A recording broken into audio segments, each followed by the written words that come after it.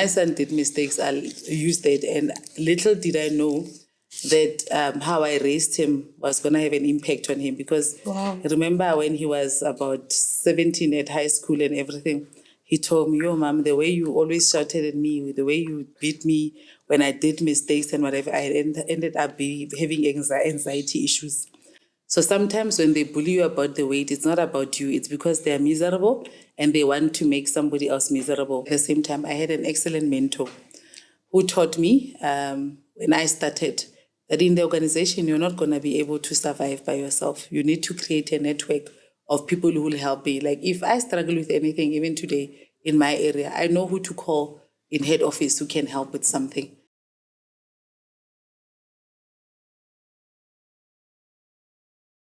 Hi everyone, this is Motivation Corner and I'm Bulu Gang, and guys, we're continuing from the first episode we had with Sis Yvette, and I hope you enjoyed the first episode and now enjoy the second one. Don't forget to subscribe, don't forget to comment and like the video. Okay, you've said mouthful. I won't even waste time trying to recap. Everybody heard for themselves.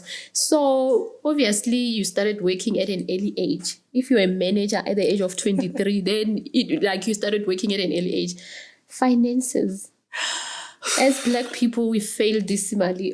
No, let me not say Black people, because I've seen even other white people, they still fail dismally when it comes to finances. What are the mistakes that you did as a young employee at that time? Can we unpack the finances? Let's unpack them. So in terms of finances, there's a lot of mistakes that I did.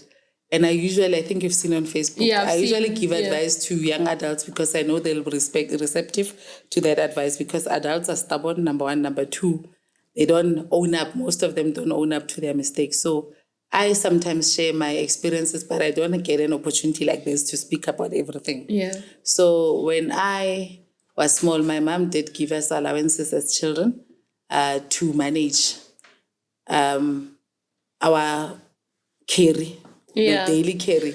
She'll give us maybe 200 for us to manage for the whole month. For the whole month. Yes. Yeah. So you need to be able to manage that. Your transport comes from there. Your food, scaftini, comes from there. And you must be able to manage it from the 15th to the 15th. My elder brother used to mismanage his, and then he'll go back to my mom to manage. Month end, he gets the 200 minus 50 rand that he owes. And I thought, I don't want to be in this position. But that was easy. When I started working, it was different because there's a lot of things to juggle. You have family responsibility, you have a car, you have a house and everything. Banks will call you, give you accounts and credit card. When I started working, I had 3 accounts, Edgar's, Truett's and Woolworths. Every month, when I started working, my salary was 8,000. So I'll pay Edgar's 1.5, Truett's 1.5, Woolworths 1.5. Out of 8,000, what am I left with? 3.5. I had a helper because I had a small baby.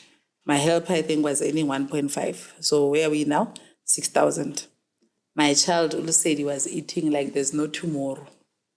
The dad would buy some food, I had to add. So every month, this little guy was going through 6 kgs of milk. And milk goes with what? With the Pampers. Yeah. So I was guys, financially overstretched. I had a credit card. I had to service that. They gave me a Woolworths credit card. Banks will like you when you're a young adult. Yeah. You think you're special. You're not special. They're making money out of you. Oh. So I had 2 credit cards. My life was a mess. Every month when I got paid, on the first day, everything is gone. And I thought something has to happen. Something has to give, or I'm not going to survive like this.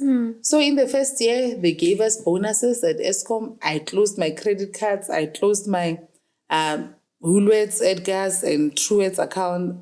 And I told myself I don't want accounts going forward. And since then, I didn't have closing accounts. And another thing, when you're generous, an account is a bad thing, because if a person comes to you and says, you know what, I don't have clothes, I have a wedding, you take your account, you buy them an outfit, and not everybody's going to return that money. And then when a person is broke, they don't have money, you take your Woolworths account, you buy them food, So I was very, very bad. And because I know my personality, I stayed away from accounts because of that reason. and they showed me flames. Then came, a stage when I had to buy a car and everything. Advice to young adults: if I had to relive my life, I would do things differently. Number one, a house. I know people say you can't carry a house, everything, but I'm going to tell you how it's going to help you. If you've got a house, you buy, you invest in it. Like my first flat, I bought for 185 in Joburg. And then when I sold it last year, it was worth 1.something million. So you understand, but they say property appreciates, it does. Yeah. And when you're young, if you invest in things like that, when later in life, when you get stuck in life and you face financial challenges, you go to your assets, you sell one, you service whatever it is that you're struggling with. So when I was young, there are bad decisions that I made in terms of buying, big cars. I shared a story the other time to say that my second car was a Mac, my third car was a Mac, my fourth car was a Dodge.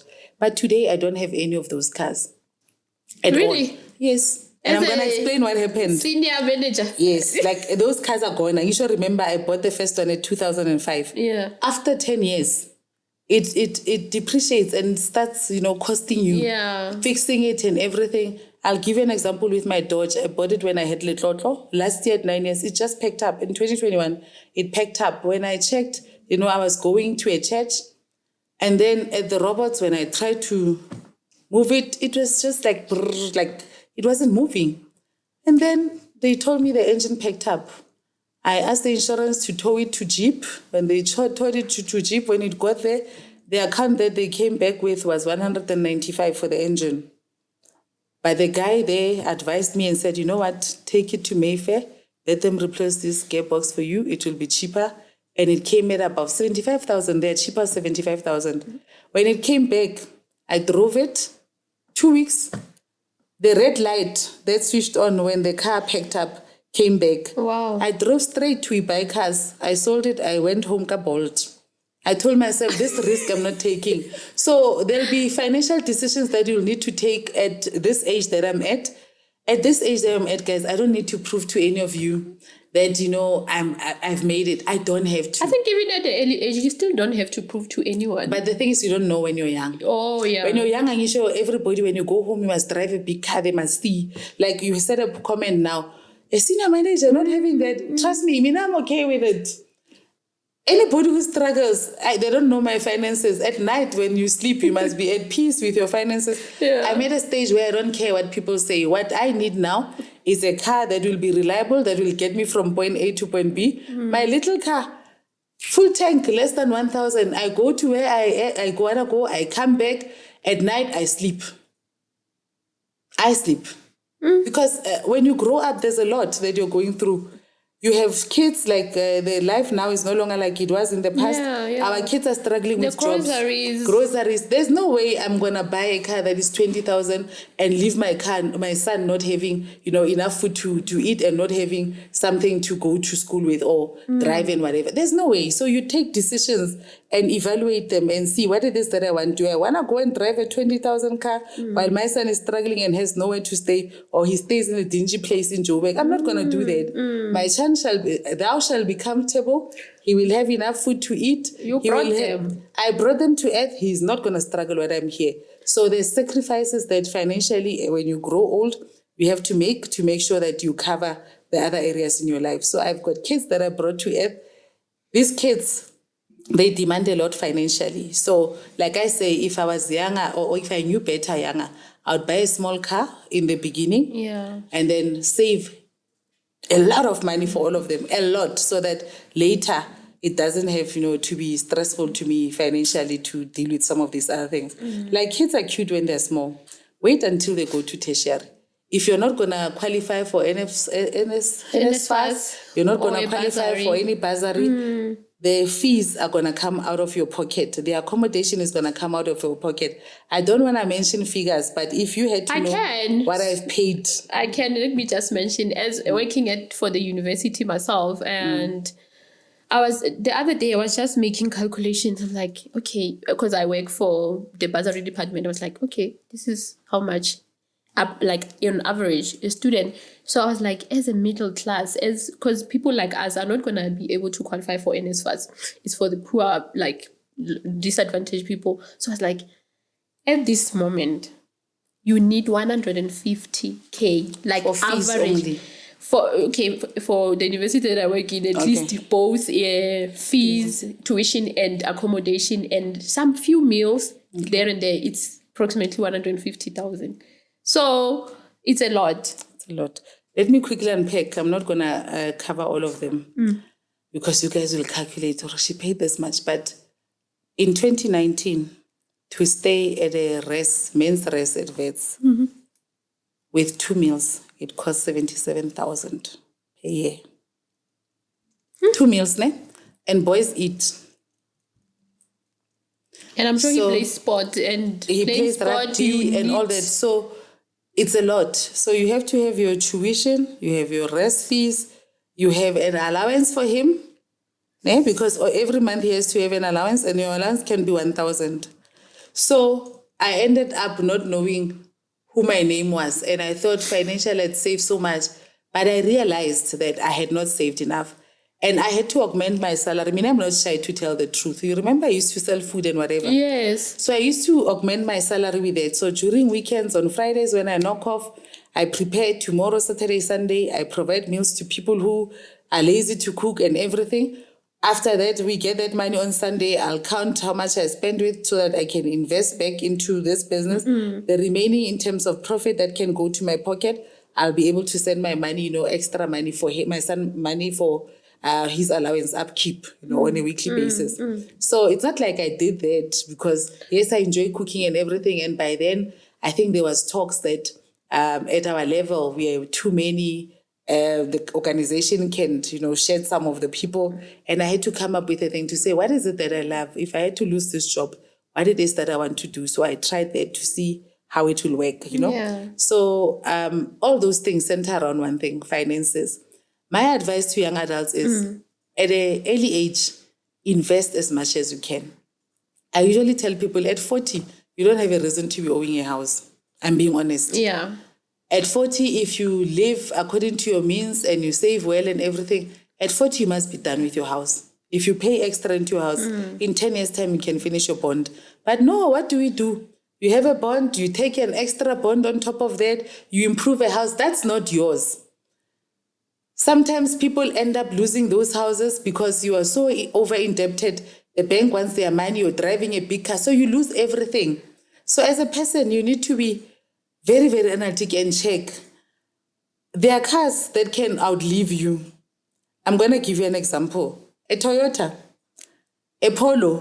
Those cars, when you start with them as a young adult, there are people that I see that are in, the same level as me, and almost the same salary. They're still having their Polos that they bought when they started. The only thing is you just service it. When we go to this, especially if you drive around, like the biggest mistake that I did, when I go to all these power stations, I have to go to Lepalale, to Val, to Ingula in the in Durban, in Pietermaritzburg. Is it Pietermaritzburg? Yeah, but in the KZN. In Ladysmith. So if you're going to drive with a big car, you're killing that car, it's expensive in your pocket, all these things, you have to service it regularly. So your car won't last you. But if you have a little Polo-nyana, you have a Corolla-nyana that you have a Yaris. Fuel consumption. Your fuel consumption is perfect. Maintenance of the car is perfect. So you must have that little car that will help you. In my case, fortunately, I had my buggy that I had since 2012. When things were bad, that buggy is the second car that I was driving. When I lost my cars, all of them, that buggy was there as a backup. It's economical in terms of fuel and everything, and I could go on. But remember, if you don't have a backup like that, financially it will stress you. Emotionally it will stress you. You need to go to work because this job gives you money. This job sustains you. If you cannot get to it, then what? Understand? So the decisions that we make when we are young, when they tell you start with a house and you think, no, and they tell you buy a small car, the second car can be a bigger car. Another thing is our kids grow. So if you have 2 small cars, you have 2 boys. If you have 2 small cars, if you have a Polo and you have a Yaris, when they grow up, when they go to school, because trust me, they do need transport. Yeah, these guys will go to a party, 1 a.m., they call you and tell you, I'm stuck, I'm wherever, I don't have transport. Now you're stressing, the bolt, you're worried that will they get there safe and everything. But if you have that Yaris that is 20 years old, that is still, drivable. You give them a Yaris, you give the other one your Polo, you're sorted. So some of the things that we do, if I knew better, that's what I would have done. When my son went to school, if I feel good, I can't afford a brand new car, I'll just give him my old Polo. He drives it. It's going to last him for 10 years. He can give it to his child later. So it's things like those. So it's critical that when you grow up, you always, when you get your salary, you invest first. You pay your tithe, you invest, you save. You must have backup as a person. Later in life, things, for instance, if you bought your house 10 years ago, after 10 years, that house starts depreciating, like your the house in terms of the inside of the house. You need to renovate your geysers, pack up your plumbing system, packs up, so all those things you will need money that you've saved. Your sofas worn out, your sofas are worn out, everything becomes a disaster, so you must have money to replace those things. If anything happens, you have emergency and whatever, you can't phone people and ask for money or borrow money or go to the bank. You must have a kitty that you get money from. So when we grew up, Tina, everything, you're out every day and whatever. So you cannot be living like that if you don't have enough money. When you're older, when you have enough money, you can go and do all these things. And people will actually suspect that you're stealing money, because I remember they say, what travel hakana, And I'm like, guys, but also you're being unfair. When you look at me always, you've never seen me wearing brands. You guys wear brands every day. When you walk out of the house, it's 50,000. Me, my 50,000 I use on my traveling. So let's balance these things, Yeah. So saving. Savings, like be wise about your finances. Yes.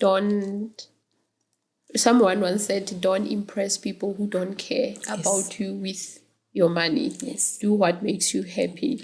But see, there was a question, it ran away. I think it will go with the finances. Let me also explain something, Guti. The important things, nuggets on the finances. Number 1, invest. Number 2, save for emergencies. Number 3, ensure that you also have a savings that you can use for things that you want to do later in life, like renovations and everything. Number 4, it's critical that you have a retirement annuity. When you retire, and I've seen a lot of people retire, they get their monies, they start renovating their houses. That's a bad decision. You must renovate when you can still walk.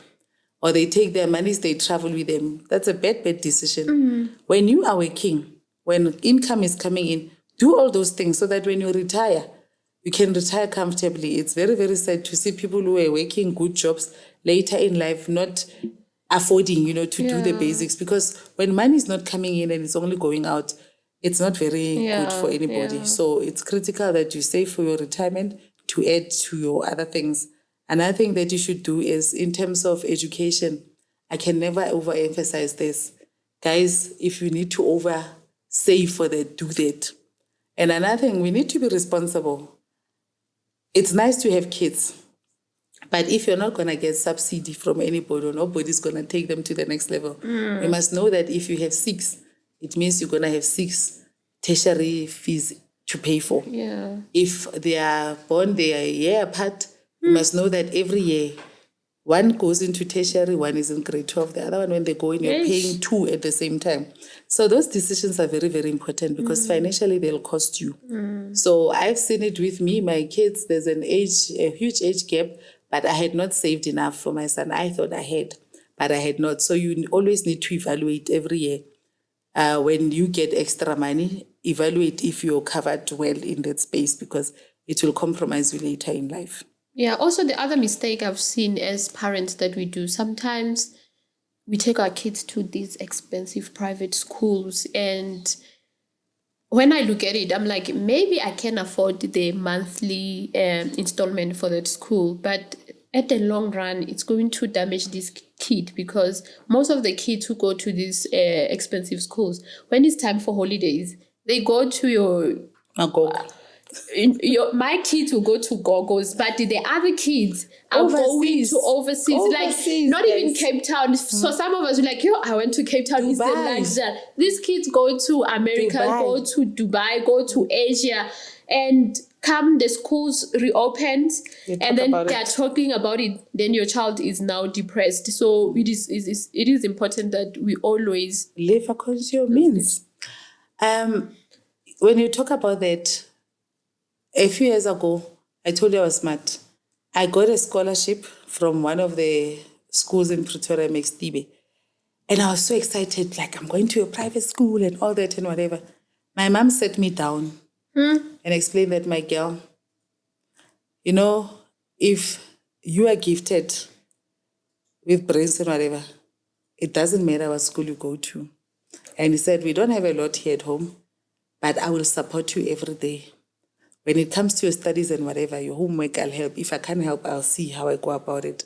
I remember when I was in matric, because my mom was not good in maths, she found me a private school long before a private tutor, long before we even knew about private tutors, because she promised me that she'd support me. Found me a private tutor. So on Saturdays, I'd go there. She investigated. St. Mary's also had private classes for kids and whatever. I'll go to those because she wanted to support me so that I don't feel as if I'm inadequate in terms of my school or I'm missing something. But she told me that the reason I'm not taking you to that private school, we don't have enough here at home. We only have enough to eat and to take you to school. But I won't be able to afford expensive holidays. I won't be able to afford expensive lunch boxes and everything. And that might create problems for you. You might end up bullying the kids there because you feel that inside you are not at that level. And it might give you low self-esteem because you're always behind. At these schools, when they say bring cat food or dog food, Tina, because we feel good, no, that's nonsense. We don't send kids with those. The kids bring 25 kg of dog food as, a gift there. And if you send your child and say, no, I'm not going to buy anything for a dog, you must know the damage that thing is doing to a child. It's not about you, it's about the kids. So sometimes we want the best for them. But if you can't afford it, you can't afford it. I mean that space, like I can't afford a school where I'm going to pay 10,000 for a child. I'm being honest. It's my truth. I won't be able to afford. So the schools that I afford, I take my kids to those schools. And then I try, my best to ensure that they are at the same level as the other kids. Because I stay opposite a private school, but because I can't afford it, I can't force and take my kids there. So it's very, very important what you just highlighted earlier on. It is, yeah. Okay, as we get off the issue of career, finances and all that, let's talk about relationships. Okay, you're not married. Yeah. And I've always wanted to ask you this question. Why? Because that one is, I think it's personal. I just wanted to know that I remember we're pregnant at the same time and we're both not married. So as a Christian, how did you handle that? There's a stigma around that. Like there's a lot of judgment from other Christians. There's a lot of judgment even from people who are not Christians, people who know your lifestyle. So how did it go? Like how did you handle it? People will and always you were a youth leader. Yes. And that year I was supposed to be ordained as a pastor, by the way, in September. Wow. I fell pregnant in December. So when I realized, I went to my pastor and I told him this is the situation. And there were things that I was busy with, intercession and everything. And he said, you know what? I'm not one to judge. As much as I'm a pastor, as much as we know what the Bible says about sex before marriage and everything, it happened, we are here. I'm not going to judge you, but from a Christianity and moral point of view, I'll need to withdraw you from all your duties. I'm not going to say, don't come to the church and everything. And I'm not going to do this embarrassing thing and put you there in front of everybody else. You've prayed to God, you've apologized about this, you've spoken to me, you've apologized to me. That's sufficient enough. And I will support you and I'm appealing to you. Don't be too hard on yourself. Do not, hate this child and everything because there's a reason that God is bringing this child to earth and we are not perfect. So forgive yourself. That's what my pastor told me. Wow. And I respected that guy because people will put you through trauma because of things like this. And then I remember what my mom told me. My mom told me and gave me a story about her sister with regards to her father was a pastor. Her sister fell pregnant at age 18. And she told me what they did to her. They went to the guy who impregnated her. Apparently the guy was married also. So it was drama. And then when they got there, the wife, my aunt didn't know. The wife was behind the till. The guy told my grandparents to say, but guys, you can see I'm married. I'm not going to take accountability for this. my aunt wanted to commit suicide and everything. And my mom said, you know what, I will never judge anybody who falls pregnant. I won't even ask who their father is and traumatize them by taking molato and all those things, because I've seen that people can lose their lives because of this. And some people are very mean. Some guys are very mean. A person can say, you know, Mina, I don't know anything about this, so I'm not going to traumatize anybody regarding things like this. So I had support from family. I had support. My brothers were excited because, and my sisters-in-law, because I had one child. So, you know, so I had a lot of support. And hence today, when somebody is in a situation like that, I do not judge. And I grew up as Miss Perfect and everything. I never thought I'd be in a situation like that, having kids outside wedlock and everything. But life happens. So it brought me, you know, from my moral high morals and my high horse, and brought me here. And it showed me that, you know, in life, you'll never know what is going to happen. So before you judge, think twice. The only person who can judge is God. So some of us, we don't have that position to be better, you know. So I learned a lot. Okay, so since we're talking about that and falling pregnant while not married, let's talk about dating. Because while still talking about that one, there are people when they have fallen pregnant, somehow it's a good thing that your pastor didn't like really force you to say, where's the guy? The guy must do right by you, must marry you. Then people end up being in marriages that they didn't plan to be in, and sometimes it's very frustrating. Yeah. So what do we say about relationships and the dating, and what is happening currently? Are you open for your son to date? Do you know his girlfriends? Do you have that conversations with them? Yeah. That's a lot. Number one, I believe that when we are born, like I said, God knows our purpose and everything. And when I was younger, at high school and whatever, the only thing that was in my mind was to be successful career-wise, to live a comfortable life, to get out of, you know, the lockshine and all that. That's what I prayed for. My collage or vision board, when I was in standard 8, my mom found it shortly before she passed on, and she shared it with me. The pictures that were in there are how my life looks like today. Wow. When I prayed when I was young, I never prayed for a husband, I'm being honest. I prayed for everything else. Husband was not in my list, not even number 5 on my list. So later I tried to correct it, you know, to say, no, I want to pray for a husband. Christian and like seriously into this. So I think I got myself here, and then God delivered on everything that I asked for. So now let's talk about the dating.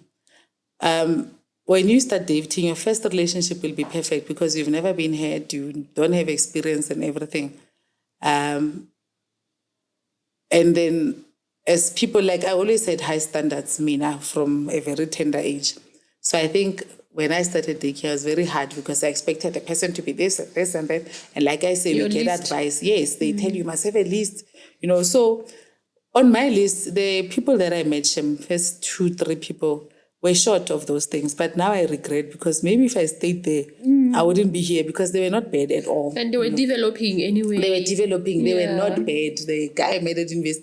Not bad at all. And now he's doing extremely well. But then he was not. But, you know, we usually laugh about it because we are friends. We do talk. And he says, hey, Maru, so, you know, it's like, so we have those discussions because I think I was too hard because, you know, a person must be like this and right or no. When you grow up later, you realize that the people that you encounter,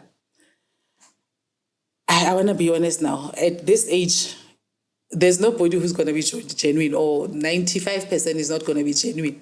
And my sisters, if you're 50, my advice is stay away from this. Protect your pension, especially if you're full-time employed.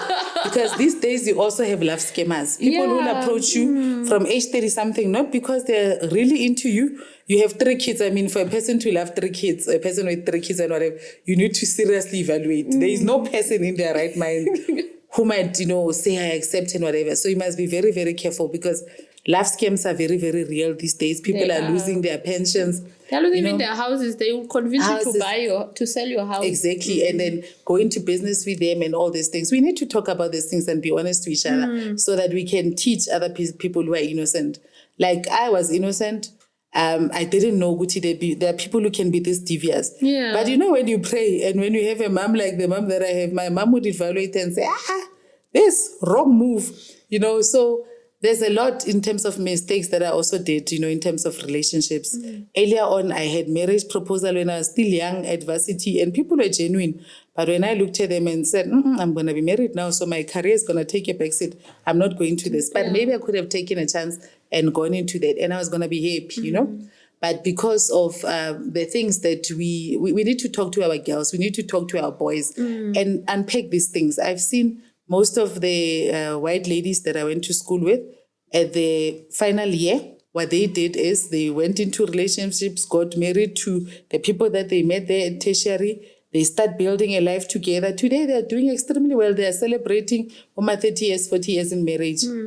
Why? Because of how they did things. Tina, you were not advised on this. We never talked to our parents about relationships. We go into a relationship. The first one strap you. You think it will get better. It gets worse. It doesn't get better. And later you meet people who will emotionally destroy you. You get people who will financially cripple you. They scam you. These days they scam people. You've seen in newspapers, a person scam 4 million in pension after working for so long. So you never know who's truthful and who's not. And another thing is, if you have a personality like mine, sometimes people perceive you, they're afraid of you. Like the right people will be afraid of you to say, this one you can never tell anything because you projected like that. Yeah. But at the same time, I think it's critical for us as people to know where our strengths are, because sometimes people will think you have a strong personality. In a relationship, they work you, work you down, or they give you low self-esteem to say, because you're this, you can never listen to a man. And we tell her, it's not about you. It's about them. They are broken and that's their perception. There's nothing wrong with you. So if I had to advise people, it's very, very critical who you date. It's very, very critical to pray about these things, because if not, out there, they will nail you. It's a jungle. It's a jungle. And it's sad because now it has become very, very complicated. And men know a broken person. Because you're broken, they will target you. I usually say that, sometimes I look at myself and look at this particular person who says they're interested in me, and I look and say, this doesn't add up. It just doesn't add up. So if it doesn't add up, I'll pray about it and say, this is too good to be true. And later, I find out that what I was thinking is exactly that. Because one thing I can tell you about scammers, don't think it will be some guy who's looking fine. It will be a person who's good looking and everything. Who matches your standards. Their standards and whatever. And what they do is they have 5 people, so one will be sponsoring them on the house, the other one on the car, and they say they have a business and whatever. But you'll pick up very, very early. If they start asking you what it is that you do, these days when you ask me what it is that I'm doing, I say I work at a church, and I'm not lying. Am I lying? No, you're not. Yes, I'm working. I'm co-agent 316, and I'm also sitting about church. So I work for the church. I just leave it there. And they run away because they're thinking, she doesn't have an income. So I'm not going to be divulging where I work, because the first time they ask you, in 2 weeks' time, people will ask you, what do you do? What, so that they can establish what they can get from you.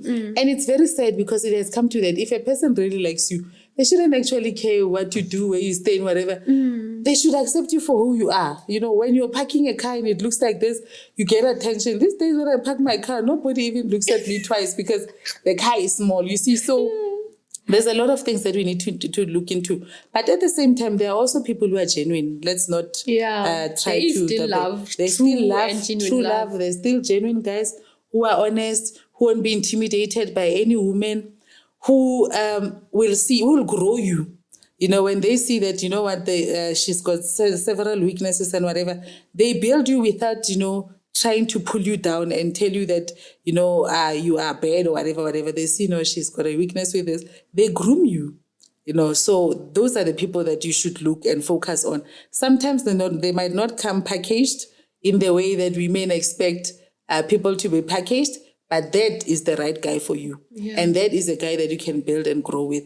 These ones with nice packages, guys, let me tell you, that package is paid for by somebody else. And then some of them are not genuine, and some of them are not in, for the right reasons. Yeah. So be very, very careful who you connect with. Yeah. Yeah. Wow, I hear you talking about prayer, praying for them, like find God. In every conversation we've had, all these segments, you've been talking about God. And I'm just upset with myself that we have to talk about God as the last. Yeah. And We're supposed to be the first. We're supposed to be the first. But anyway, we are here. When did you start like taking your life so serious with God? Like, because I hear every time you mention when you're raising your kids, you're like, God, please lead me. When you're a manager, you're like, God, please lead me. How did this relationship form? And what is God in your life? Okay. Yeah. God is my cornerstone. I believe that I can't do anything, by myself. He guides me in everything. Like you're highlighting, in everything, I invite God. On Friday, when we came back from agents, the youth movement that I'm busy with, I had a cramp on my right foot and it was difficult for me to drive. And my daughter said, okay, Mom, can I pray for you? And my heart smiled because I thought, you know what, it means they see the lessons from me. I pray about everything, guys. If wind starts, and we're supposed to go on a holiday or out and whatever, right there I pray, guys, let's pray for this wind to go and whatever. And because they see me doing that and they see, sometimes the wind will go because we prayed for it. And they know if we didn't pray, it wasn't going to happen. When you look at the weather report, it shows you that it's going to rain heavily, but we pray and it disappears. My kids know, look, there's a guy out there who's got all this covered. So they pray for everything. When they go into, when we pray for in the morning, when they go in, whatever, I tell them, God, please protect them at school, protect them at the playground and everything. So my son was telling me, when I pray at the playground, I'm not even afraid to fall. I know God is watching over me. So my mom instilled that in me, taught me about God's love and taught me that if everything else fails, people will disappoint you. Your family will disappoint you, but God will never leave you. So in everything that you're doing, you must always remember that God is there. There is a scripture in Isaiah 43 verse 2 that I love very, very much, where God tells us that even if we go through the fire, it will not burn us. When you go through the waters, they will not trouble you. If you go through, heavy seas and whatever, they will not sweep you away. So it shows that that's reassurance. So every time when you feel you're going through a difficult situation, you must always remember that you're not alone. God is there, with you. No matter what it is that you're going through, He knows about it and He's going to guide you through all that. So when I go through flames, I always pray and say, God, I know I have to go through this, but I know you're with me and I'm not scared. Even scary things, I've been in situations that are very, very scary in my life, whether it's career, whether it's health and everything. But because I know who God is in my life, I'm not scared. I am not scared at all. I remember when I went to give birth to my son, I was very, very big, my last born. And, when you go to theater, there's a high possibility of not coming back, especially if you're fed, there's complications. And there were two small women who were going to administer this, Dr. Mashilwani, my gynae, and the late Dr. Edna. Yeah, and I'm like thinking, God, please guide them so that they can bring me back, out of theater, because I know they can't do it by themselves.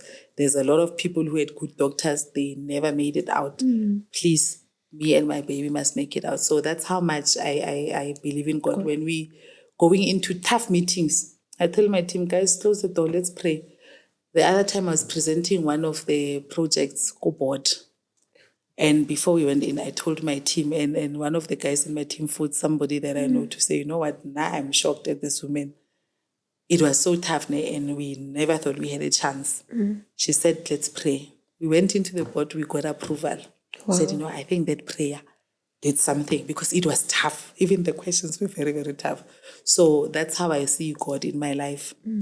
And when it comes to raising kids also, my mom, when I was pregnant, taught me to say, you must pray for your child, even from the stomach. You must pray for them every day.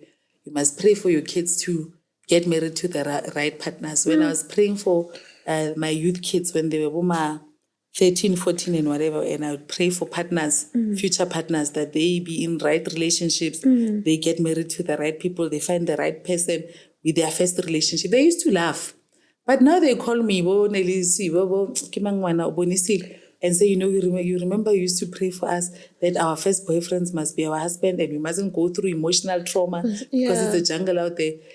And she tells me, when I look at all of us, the ones who are married, and when I look at all of us, then I see Uti, those prayers really worked. So I don't take God lightly. And I usually tell people, I'm not afraid of anybody, even people who threaten me and whatever. I'm not afraid of them. The only being that I'm afraid of is God. I need to do right by Him. The other people I don't care about. I account to God with everything that I do. Which I have to be an exemplary human being. I usually tell people, or even these people who had people in relationships, I suspect they don't know who God is, because for you to be a child of God, you must understand what it is that He's expecting from you. Going out and hating people deliberately, going up and scamming people deliberately. Yes. And after that, you talk about God, it can never be, So your behavior, how you do things, must show good you're God's child. When I walk into the office at work and whatever, how I treat people, how I execute my work, the excellence must show that I'm a child of God. I can't say I'm a child of God and do things halfway or not do everything, with all my heart and whatever. Yeah. And someone once said, hey, at ESCOM, since you're working for ESCOM, there's no way one can be so honest. ESCOM is associated with corruption. Like you in the position that you are, I'm sure there's been so many opportunities you had to go out, but I'm sure God was like, integrity. And my mom, like I usually tell people, my mom was very strict. My mom would clap you at 40 years. That's how really? My mom was. Yeah. So if I had to go and steal somebody's money or do something wrong, even today I'm afraid she'll come back from the grave and clap me as a ghost. So I think even how we are raised and socialized helps a lot, because if your parent, that's why parenting is very, very difficult. You have to instill principles in your kids.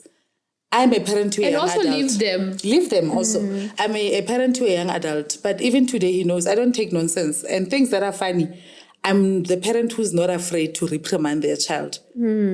God is the one who brought them here. My job is to ensure Guti they are always, live in righteousness. Yes, they'll make mistakes and whatever, but I will always correct them in love and righteousness. So sometimes as parents, we're afraid of our kids. And with my kids, I tell God, before I discipline them, or now I'm going to discipline one how. Because you, the one who brought them here, you give me this, I'm going to discipline that little person of yours, And I do that because it's our job. So my mom did exactly that. To me, and people usually say, go corruption, go ESCOM corrupt, but I tell them, now you can have perceptions about me, and I am not, and I'm not going to be. Why? Because I was brought up well, and I do understand, what this causes, to us. And I think the moral decay, we also allow, there are people who know, like me, even my friends, I'll tackle you if you're my friend and I know you did something wrong or you are about to do something wrong. It's us being people and us being, credible. You cannot have friends who are notorious for behavior that doesn't stand or resonate, with your being. Hence, I do have friends, but if you check me well, every time I'm socializing with my kids. Why? Because some of these relationships, some of these business partnerships, some of these partnerships that we have will compromise you. People sometimes befriend you not because they are really into this. They want to benefit something from your organization, and you end up being embroiled in this whole thing. So to stay away from drama and whatever, I'm a loner, one woman man, so that I don't end up in trouble, Because I befriend you, the next thing, you have a contract, wherever, and then I was sitting in that committee or whatever, so I don't want to be in that situation. So, yeah. So, just one last one. Yeah. You are a loner. And an introvert. I've seen it. You travel alone. Yeah. Your first love. I think, if anything, traveling is your first love. Shortly, let's talk about it and the importance of traveling. What does it do to you? Do you advise other people to travel? I also love traveling, but let's take it from your point. Look, life is full of challenges. We can never, or we are never going to have enough. Okay, those of us who are honest, in terms of money, I'm never going to have enough. There's a lot of things that I don't like. Like, you've never seen me wearing brand clothing. If you can see me wearing a brand or see me holding a bag that's a brand, like to me, it makes no difference. You must know good it's a present. I'll never go in Louis Vuitton and buy 100 suitcases. Okay, I can't afford it, but at the same time, even if I had, like, it's not something that's in my heart.